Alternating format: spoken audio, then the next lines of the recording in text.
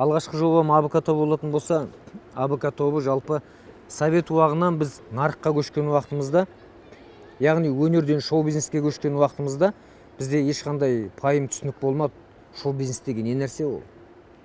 Өйткені совет одағындағы әншілеріміз, ол Роза апайымыз, Мақпал апайымыз, Мәдина апайларымыз, Нағима апайларымыз болатын болса, ол кезде шоу-бизнес болған жоқ, ол кезде өнер болды.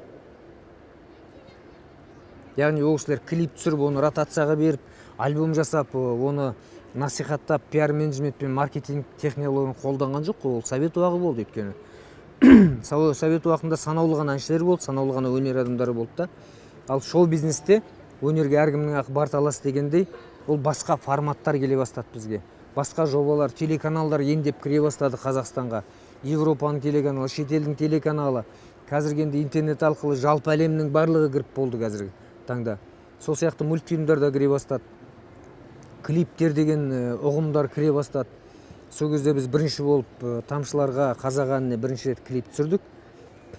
Яғни АБК-ның миссиясы ол бірінші болып өткел жасау болатын. Совет одағындағы өнер менен шоу-бизнес арасында бір өткел қажет болды да. АБК тобының миссиясы сол өткелді сомдау болатын, сол өткелді жасау болатын. Яғни бірінші үш әншінің басын қосып жасалған ең алғашқы топ ол АБК тобы болатын. АБК тобы бүгінгі таңда қарасаңыз қазақ эстрадасы сахнасында 70-ке жуық па үштік топ бар қазір. Әрқашан олар жаңа топтар пайда болып жатады, бәрі де үштен. Немесе кейбіреулер төртеу болады. Ол айырмашылық жоқ. Сол бір формат. Үштіктен топ. Біз өйткені үш әншінің басын қосқан, мен жаңағы многоголос дейміз ғой, көп дауыстағы ән айту. Көп дауыстағы әнді жарыққа келтіру, оны қазақшалау, қазақша әнді кішкене аранжировкаларын шетелше істеп, яғни бір өзіндік формат жасау болатын. Ол миссиясын АБК толығымен орындады. Өйткені бүгінгі таңда сахнамызда үштіктен құрылған әншілер өте көп, ондай топтар өте көп. Ол сол АБК-ның бүгінгі таңға шейін жетіп жатқан сол миссиясының бір елесі болып елестейді өзіме. Өйткені бірінші үштік ол АБК болатын жалпы қазақтың тарихында. Әрине Досым Қасан тобы болды, ол басқа формат. Досым Қасанға еліктеп, бәріміз де гитара ұстадық. Досым Қасанға еліктеп, Алматы түнін айттық бәріміз мысалға. Сондықтан Досым Қасан тобының өзінің үлкен миссиясы болды. АБК тобының өзінің миссиясы болды. Заманына қарай бәрі. Заманына сай болу керек. Заманның түлкі болса тазы болып шал дейді қазақ. Сондықтан заманына лайықтап отырып форматтар жасау, ол енді менің миссияма, менің продюсерлік миссияма орай келді. АБК тобын жасай отырып, біз алғашқы стадиондар жинаған топ болдық Қазақстанда жалпы. Одан кейін сол топ арқылы Азия дауысында термелер жасау арқылы маған тағы бір ой келді. Қазақтың күйлерін насихаттау. Яғни этноинструменталдық музыка жасау. Бізде ол Қазақстанда болмаған ұғым.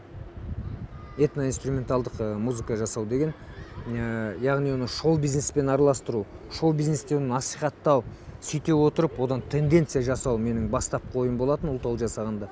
Бүгінгі таңда оған көзім жетіп отыр, өйткені Құдайға шүкір, қазір этноинструменталдық топ деген Қазақстанда кәдімгідей дамыды. Ол тенденция ретінде дамыды.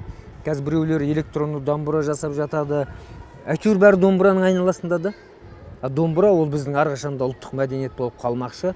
Сол ұлттық мәдениетпен қызмет істеу үшін біз күрделі болса да, ұлтау тобын жасау ол өте күрделі.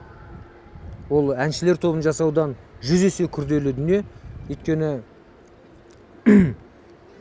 хит болатын әндер көп. Ал күйді хит қылу, оны тыңдату ол өте күрделі дүние. Күрделі болса да ол біздің мәдениетіміз, күрделі болса да ол біздің қоңыр үніміз, күрделі болса да ол біздің дыбыстық кодымыз жалпы домбыра. Сондықтан біз домбыраны аспанға көтеріп, оны жастарымызға насихаттамай, біздің мәдениетіміз көтерілмек емес. Опера, классика ол бір бөлек дүние, ол бізге Европадан келген ағым. Ал біз өз мәдениетімізді көтеру үшін оған неше түрлі форматтар мен неше түрлі тенденциялар қалыптастыру бізге парыз дүние да.